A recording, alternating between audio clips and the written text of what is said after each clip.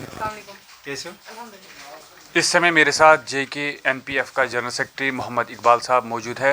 इकबाल साहब, आप बताइए कि किस तरह से आप असेंबली इलेक्शन 2024 के हवाले से अगर हम बात करें, अब जमात इस्लामिया भी इस इलेक्शन में हिस्सा लेने जा रही है। 2024 का इलेक्शन हिस्टोरिक इलेक्शन है। बहुत हिस्सा मतलब बड़े डिफरेंट तरीक़ों से आप देखिए कि जमात इस्लामी के सामने जो इलेक्शन हराम हुआ करता था, इलेक्शन में लड़ने वाले को जमात इस्लामी की तरफ से फतवा जारी किए जाते थे और आज वो खुद इलेक्शन मैदान में है। ये जमहूरियत की खूबसूरती है, ब्यूटी ऑफ डेमोक्रेसी है कि उनको भी हक़ है, उनको वो भी इलेक्शन लड़े और इलेक्शन में आम लोगों के सामने अपनी बात रखे, उनको हक़ है ये।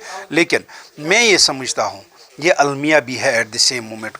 आपको याद होगा कि पिछले 30 सालों में कितने लोगों को शहीद इसलिए किया गया क्योंकि वो इलेक्शनों में हिस्सा ले रहे थे। तो जिन लोगों ने शहीद किया वही आज इलेक्शन में हिस्सा ले रहे हैं। जमहूरियत की खूबसूरती है, इसमें कोई दो राय नहीं है, लेकिन मुझे पूरी उम्मीद है कि यहाँ के लोग उन्हें रिजेक्ट ज़रूर कर लेंगे।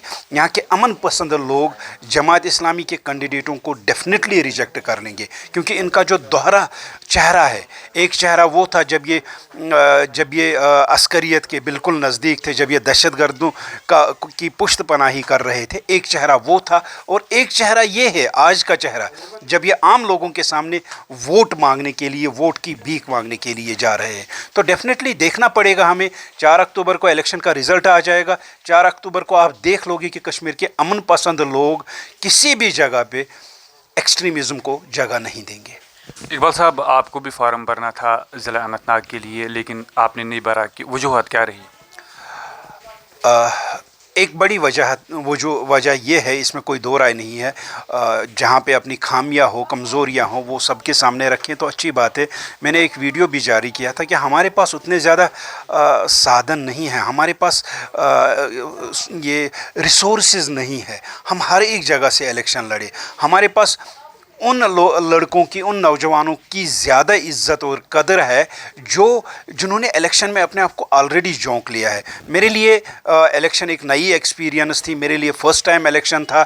मैंने ये सोच के भी त्याग दिया कि यहाँ पे पार्टी के लेवल पे, पार्टी के हिसाब में हमें किसी न किसी को ऑफिस में उन लोगों की मदद के लिए खड़ा रहना है जो हमारे साथ इलेक्शन लड़ रहे हैं। तो अगर मैं भी क्योंकि ऑलरेडी आपको पता है हमारे प्रेसिडेंट साहब इलेक्शन लड़ रहे हैं, दूसरे लोग 30 के करीब हमारी कॉन्स्टिट्यूंसियों में हम कैंडिडेटों को खड़ा कर रहे हैं, लेकिन हर एक जगह पे फिर उन लोगों को साथ जाना और साथ साथ में अपने इलेक्शन की कैंपेन करना ये पॉसिबल नहीं था।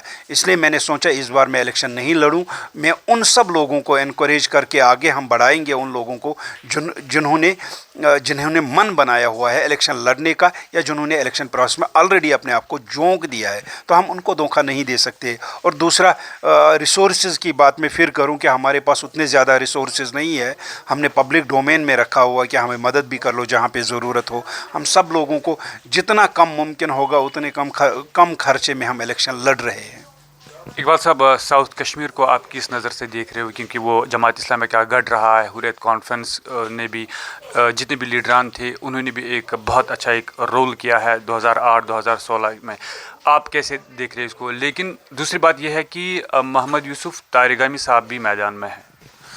देखिए, मैं आपको बताऊं कि जो हमने एक फोबिया क्रिएट किया हुआ था, आपको खुद पता होगा।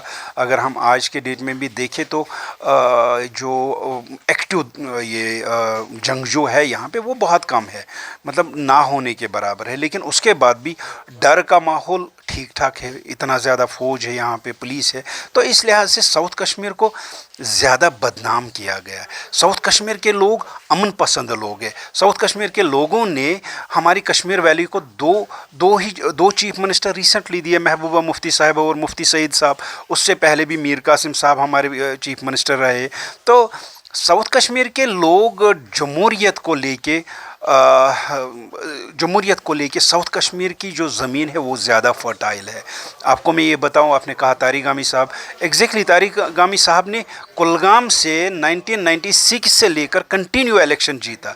एक ऐसी पॉलिटिकल पार्टी जिसको बदनाम किया गया है कि ये खुदा को नहीं मानते हैं, ये दीन के ख़िलाफ़ है, ये इस्लाम के ख़िलाफ़ है, लेकिन फिर जमात इस्लामी के गढ़ से 4 बार जीतना ये कोई छोटी बात नहीं है।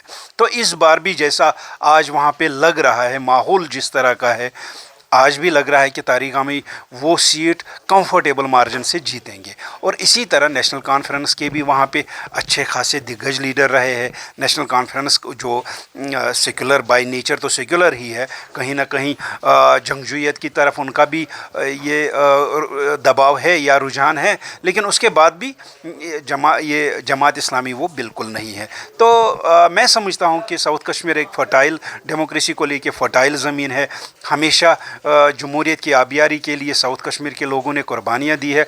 इस बार शायद सिर्फ कुर्बानियों की ज़रूरत नहीं पड़ेगी, लेकिन वोट देने वो ज़रूर बाहर निकलेंगे। और जहाँ तक जमात इस्लामी की बात है, आप 4 अक्टूबर के बाद देख लोगे जिन जमातियों ने ये इलेक्शन प्रोसेस में हिस्सा लिया, फॉर्म भरा, इलेक्शन लड़ रहे हैं, ज़मानतें ज़ब्त हो जाएंगे। मुझे पूरा खदशा है ज़मानतें ज़ब्त हो जाएंगे। उतनी एक्सट्रीम ये मजहबी रुज्जत पसंदी साउथ कश्मीर में नहीं है। इकबाल साहब, उनको केंद्र सरकार भी, जम्मू कश्मीर सरकार भी कहीं ना कहीं जो है मदद कर रही है, और बहुत सारे लीडरान जो है उनको रिहाई का जो है सिलसिला चल रहा है। आप कैसे ये मानते हैं कि वो नाकाम हो सकते हैं? देखिए, साउथ कश्मीर, अगर मुझे ये नहीं पता है, ये आपने मेरे सामने एक बड़ा इंकशाफ किया है कि उनको सेंट्रल गवर्नमेंट भी मदद कर रही है और स्टेट गवर्नमेंट भी मदद कर रही है। अभी स्टेट नहीं, मतलब यूटी गवर्नमेंट भी जमात इस्लामी को मदद कर रही है या उनके लीडरों को रिहा करने के लिए मतलब कोशिशें जारी है। मैं ये समझता हूँ कि जो भी पॉलिटिकल प्रिजनर्स हैं उनको रिहा होना चाहिए, क्योंकि जमहूरियत में हमें आमने सामने एक दूसरे को बात से कायल करना है, ना कि किसी को जेल में रख के या ना किसी को फतवा दे के। हमने फतवे भी देखे और जेल भी देखे। जिन्होंने जेल रखा है लीडरों को, मुझे उम्मीद है वो उनको रिहा कर लेंगे, क्योंकि वो डेमोक्रेटिक सेटअप पे बिलीव करते हैं। और जिन लोगों ने फतवा झाड़े थे आज तक, जिन लोगों ने फतवा के बलबूते पे कश्मीरियों को इलेक्शन प्रोसेस से दूर रखा था, वो आज इलेक्शन में हिस्सा ले रहे हैं। मुझे उम्मीद है कि उन्होंने रियलाइज़ किया होगा डेमोक्रेसी का कोई नेमुल बदल नहीं है। तो यूथ के लिए आपके साइड से क्या मैसेज होगी? मेरी नौजवानों से सीधी गुजारिश है, आओ एक साथ लड़ते हैं, आओ इस बार हम लड़ते हैं, लड़ के दिखाते हैं उन रिवायती सियासतदानों को जिनने पिछले 30 साल नहीं बल्कि 70 साल से हमारे कज़ा व कदर के जो मालिक बने हुए। आओ लड़ के देखते हैं, इनके साथ लड़े, हमारे साथ आओ, हम आपको इलेक्शन में टिकट दे देंगे, हम आपको इलेक्शन में भागीदारी करने के लिए ट्रेन भी कर लेंगे। आइए मिल के लड़ते हैं, देखते हैं लड़ने के बाद हमारे हिस्से में क्या होगा। जो हमारे नसीब में होगा वो ज़रूर मिलेगा।